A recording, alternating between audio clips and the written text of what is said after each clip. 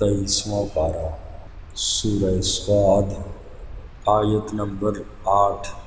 اعوذ باللہ من الشیطان الرجیم، بسم اللہ الرحمن الرحیم۔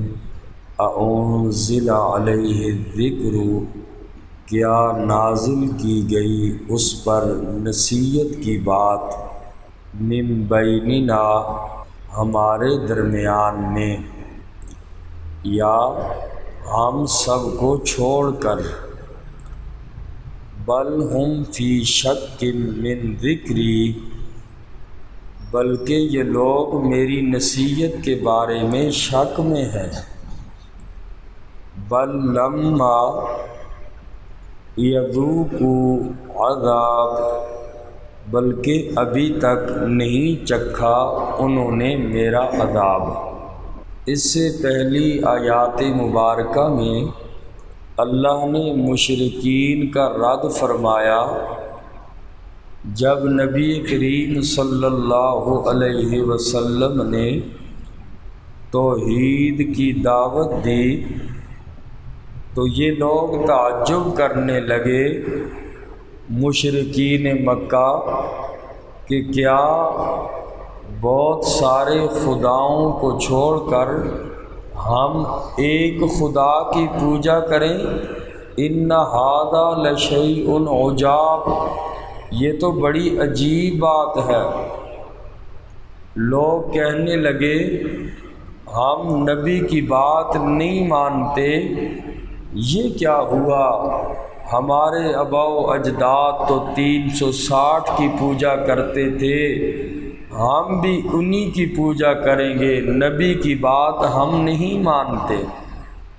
گزشتہ آیات میں تو اللہ کی توحید کے منکروں کا بیان تھا، آج کی آیت مبارکہ میں نبی کریم صلی اللہ علیہ وسلم کی رسالت کے منکرین کا بیان ہے کہ جو لوگ نبی پاک کی رسالت کا انکار کرتے تھے، کہنے لگے معاذ اللہ کہ اللہ کو محمد الرسول اللہ صلی اللہ علیہ وسلم کے علاوہ رسالت کا کوئی اور حقدار نہیں ملا، جس پر قرآن نازل کیا جاتا ہم تو اس کو نبی مانتے ہی نہیں ہیں، ہم اپنے جیسے انسان کو کیسے نبی مانیں؟ اور مکہ کے مشرک بھی کہتے تھے یہ تو انسان نبی بن کے آ گیا، ہم تو اس کو نہیں مانتے۔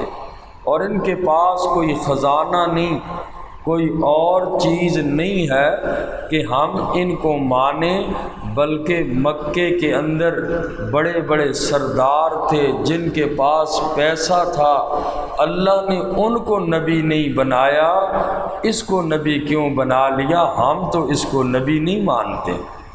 فرمایا حقیقت یہ ہے کہ یہ لوگ قرآن کے بارے میں شک میں ہیں۔ اصل بات یہ ہے، اللہ فرماتے ہیں کہ ان لوگوں نے سزا کا مزہ نہیں چکھا جب ان پر نبی کی رسالت کے جو منکر ہیں، اللہ کی توحید کے جو منکر ہیں، جب ان پر میرا عذاب آئے گا تو انہیں پتہ چلے گا کہ نبوت و رسالت اور قرآن کا انکار کرنا کوئی عام بات نہیں ہے۔ جب اس کا نتیجہ دیکھیں گے جہنم کی آگ، پھر ان لوگوں کو سمجھ آئے گی، کاش پھر اس وقت کی سمجھ کا کوئی فائدہ نہیں ہوگا۔ تو اللہ کریم نے فرمایا اانزل علیہ الذکر من بیننا، کیا نازل کی گئی اس پر نصیحت کی بات ہم سب کو چھوڑ کر؟ یہ مکہ کے مشرکوں کا کہنا ہے، کہتے تھے کہ ہم اتنے بڑے بڑے سردار اور بڑے بڑے لوگ موجود ہیں، ہمیں چھوڑ کر اللہ نے قرآن اس نبی پر کیوں نازل کیا؟ بل ہم فی شک من ذکری، بلکہ یہ لوگ میری نصیحت یعنی قرآن کے بارے میں شک میں ہیں۔ فرمایا بل لما یذوقوا عذاب، بلکہ ابھی تک انہوں نے میرا عذاب نہیں چکھا، اس لیے یہ لوگ قرآن کے منکر ہیں۔ ام عندہم، کیا ان کے پاس خزائن رحمت ربک، آپ کے رب کی رحمت کے خزانے ہیں، العزیز الوہاب، ایسا رب کہ جو غالب بھی ہے اور بہت عطا کرنے والا بھی ہے۔ فرمایا یہ مکہ کے مشرکین نزول قرآن کا انکار کس وجہ سے کرتے ہیں، قرآن کو کیوں نہیں مانتے؟ کیا ان کے پاس رب کے خزانے ہیں کہ اس خزانے کو خود تقسیم کر کے جسے چاہیں وہ رسول بنا دیں؟ چونکہ مکہ کے مشرک کہتے ہم اس کو رسول نہیں مانتے، تمہارے پاس کون سی ایسی فیکٹری ہے یا ایسی کون سے خزانے ہیں کہ نبی تم اپنی مرضی سے بناؤ گے؟ نبی تو رب جس کو چاہتا ہے بناتا ہے۔ اے نبی ذرا ان سے پوچھو تو صحیح، ان کے پاس کون سے رب کے خزانے ہیں کہ یہ جس کو رسول بنائیں تو وہ رسول لوگ مانیں؟ یا ان کے پاس زمین و آسمان کی بادشاہت ہے، یا اپنے اختیارات یہ لوگ استعمال کر کے جسے چاہیں نبی بنا دیں گے، جس پر چاہیں گے قرآن اتاریں گے؟ آخر ان کے پاس کون سے اختیار ہیں؟ یہ نبی کی رسالت نہیں مانتے، نبی کا قرآن نہیں مانتے۔ بتاؤ تو صحیح تمہارے پاس اختیارات کیا ہیں جس وجہ سے یہ لوگ رسالت اور قرآن کا انکار کرتے ہیں؟ فرمایا وجہ کچھ بھی نہیں ہے، ان کے پاس کوئی کمال نہیں ہے، ساری بات ضد اور عناد کی ہے۔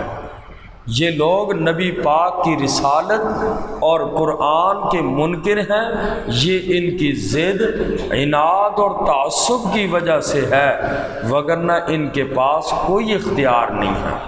اگر کوئی اختیار ہے تو ذرا اپنے تمام اختیارات کو، اپنے تمام ذرائع کو بروئے کار لا کر اللہ فرماتے تم آسمان پہ چڑھ جاؤ، رسی تان کے چڑھ جاؤ، جہاں سے وحی نازل ہوتی ہے نبی پاک پر تم اس کو بند کر کے دکھاؤ۔ تم اتنی ضد نبی کے ساتھ کرتے ہو اور تعصب ہے تمہارے اندر، نہیں مانتے نبی پر جو قرآن نازل ہوتا ہے، ذرا اس کو بند کر کے دکھاؤ۔ اے میرا نبی ان کو چیلنج کر دو، بتاؤ جو تم میری رسالت کو نہیں مانتے، قرآن کو نہیں مانتے، میرے اوپر جو وحی نازل ہوتی ہے اس کو بند کر کے دکھاؤ تم۔ فرمایا ام عندہم خزائن رحمت ربک، کیا ان کے پاس آپ کے رب کی رحمت کے خزانے ہیں؟ العزیز الوہاب، ایسا رب کہ جو غالب ہے، الوہاب جو بہت زیادہ عطا کرنے والا ہے۔ ام لہم ملک السماوات والارض، کیا ان کے لیے ہے بادشاہت آسمانوں اور زمینوں کی، وما بینہما، اور جو کچھ اس کے درمیان ہے، فَلْيَرْتَقُوا، تو چڑھ جائیں، فی الاسباب، رسیاں تان کر پر آسمان کی طرف چڑھ جائیں جہاں سے وحی نازل ہوتی ہے، یہ لوگ اس کو رو کر دکھائیں اگر نبی کی رسالت نہیں مانتے۔ اللہ پاک نے تسلی دی اگلی آیات پاک میں، اے میرا پاک نبی، یہ انہی لشکروں میں سے ایک لشکر ہے مکہ کے مشرکین کا جن کو میں اللہ نے شکست دینی ہے، چونکہ انہوں نے آپ کی رسالت کا انکار کیا، اور جیسے پہلے نبیوں کا پہلی قوموں نے انکار کیا، میں اللہ نے ان کو بھی تباہ کیا، میں ان لوگوں کو بھی تباہ کروں گا۔ بدر میں مکے والوں کے بڑے بڑے سردار بھی رب نے ہلاک کروائے، اور اللہ کریم نے اگلی آیت مبارکہ میں فرمایا کہ پہلی ہلاک شدہ قوموں کے ذرا واقعات دیکھ تو لو، ان کو سن تو لو، اے نبی کے ماننے والوں، غم نہ کرو پہلے انبیاء کی جن لوگوں نے مخالفت کی، جو ان کا حشر ہوا، اللہ نے ان کو تباہ کیا، اللہ آپ کی رسالت کے بھی منکروں کو رب تباہ کرے گا۔ تو فرمایا میرا نبی کفار مکہ کو کوئی نئی سرکش قوم نہیں ہے، بلکہ اللہ اور اس کے رسول کے باغی ہمیشہ سے چلے آ رہے ہیں، یہ صرف آپ کی مخالفت نہیں ہو رہی ہے، بلکہ جتنے بھی اس آپ سے پہلے نبی آئے سب کو اسی انداز میں لوگوں نے نہیں مانا، نبیوں کی نبوت اور رسالت کا انکار کیا۔ فرمایا جندم ما ہنالک، ایک لشکر ہے جو یہاں مہزوم شکست خوردہ ہے، من الاحزاب گروہوں میں سے، یہ بھی انہی گروہوں میں سے ہے کہ جن کو میں اللہ نے پہلے بھی شکست دی، ان کو بھی میں اللہ شکست دوں گا، فتح نبیوں ہی کی ہے۔ کذبت قبلہم، جٹلایا ان سے پہلے، قوم نوح، حضرت نوح علیہ السلام کی قوم نے، وعاد، اور قوم عاد نے، وفرعون، اور فرعون نے، ذو الاوتاد، جو میخوں والا تھا۔ میخوں والا فرعون کو اس لیے کہتے ہیں کہ فرعون اتنا ظالم تھا کہ جس کو سخت سزا دینا مطلوب ہوتا تو اس کے ہاتھ اور پاؤں میں میخیں ٹھکوا کر وحشیانہ طریقے سے یہ اس کو ہلاک کرتا تھا، یہاں تک کہ اپنی بیوی حضرت آسیہ رضی اللہ تعالی عنہا کو بھی اس نے برہنہ کر کے پورے لوگوں کے سامنے اس نے ان کے جسم کے اندر بڑے بڑی کیلیں اور سریے ٹھکوا دیے تھے، اور یوں وہ بیچاری اللہ کے ہاں پہنچ گئی اور شہادت کا مرتبہ پایا۔ تو فرعون ذو الاوتاد، اس ظالم فرعون نے جو میخوں والا تھا، اللہ کے نبیوں حضرت موسیٰ علیہ السلام اور حضرت ہارون علیہ السلام کو جھٹلایا۔ وثمود، اور قوم ثمود نے حضرت صالح علیہ السلام کو جھٹلایا۔ وقوم لوط، اور حضرت لوط علیہ السلام کی قوم نے جھٹلایا اللہ کے نبی حضرت لوط علیہ السلام کو۔ واصحاب الایکہ، اور جنگل والوں نے، جنگل والے یہ حضرت شعیب علیہ السلام کی قوم تھی، اور اس قوم میں ایک اصحاب مدین بھی کہا جاتا ہے حضرت شعیب علیہ السلام کی قوم کو، اور اصحاب الایکہ بھی کہا جاتا ہے۔ یہ دونوں ایک ہی لوگ تھے، ایک شہر والے لوگ تھے اور ایک دیہات والے لوگ تھے۔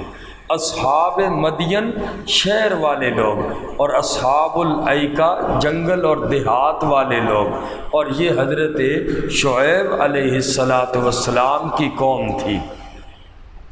انہوں نے حضرت شعیب علیہ السلام کو جھٹلایا۔ اولئک الاحزاب، یہ بڑے بڑے رب فرماتے ہیں گروہ تھے، بڑے بڑے گروہ تھے، انہوں نے اپنے نبیوں کو جھٹلایا، نبیوں کی رسالت کو، نبوت کو نہیں مانا۔ اے میرا نبی، میں ان ساری بڑی بڑی قوموں کو تباہ کر دیا، یہ مکے کے مشرک آپ کی رسالت اور نبوت کو نہیں مانتے، میں اللہ ان کو بھی انہی کی طرح تباہ کر دوں گا۔ ان کل الا کذب الرسل، نہیں تھے یہ سب کے سب، الا کذب الرسل، مگر انہوں نے جھٹلایا رسولوں کو۔ فحق عقاب، پس لازم ہوا میرا عذاب۔ ان لوگوں نے انبیاء کو جھٹلایا۔ اللہ فرماتے ہیں جب نبیوں کی بات نہیں مانی تو میرا عذاب ان لوگوں پر لازم ہو گیا، اور ان لوگوں پر عذاب آیا، تباہ و برباد ہو گئے۔ اے میرا نبی، نبی پاک کو تسلی دی ان پہلی قوموں کا ذکر کر کے، میرا نبی آپ کے دشمنوں کو بھی میں ہلاک کروں گا۔ اللہ عمل کی توفیق۔